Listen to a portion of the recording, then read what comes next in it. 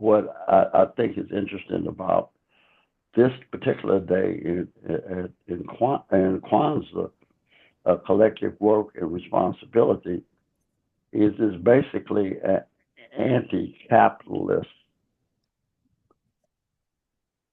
construct for how you view work, the economy, commercial activity. And what has always troubled me about us is the one thing white America has infected us with is we're as superficial as they are.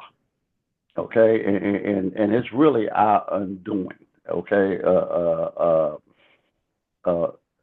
in advanced human civilizations, the United States are the intellectual lightweights, and we have inherited that same bad habit. So we get all excited about the superficial, ceremonial stuff, and never have any time for why these ceremonies exist.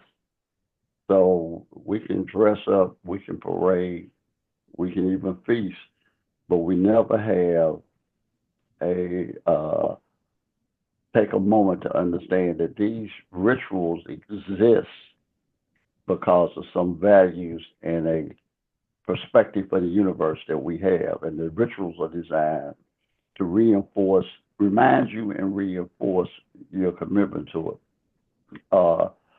Because if we could make that connection, even in the belly of the beast, our experience with each other would be different because it used to be different because it had to be different. I think, and that was the overt white oppression that we suffered for almost 350 years, and now we suffer from the same oppression, but it's not as overt.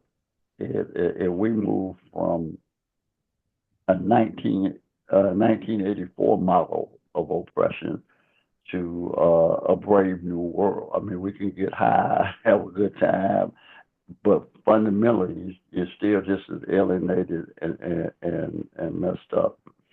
So I think all of them, all of the seven principles are important, and you can't separate them. But if I had to pick one to get us to really understand and focus on, it would be this one. Because if we could nail this one, we would naturally gravitate to the others. Because once you get into the notion of cooperative economics, you kind of withdrawn from the American construct. You're working in it, but you're in it, but you're no longer of it. And once you get there, these other principles start to play, and they reinforce the same thing.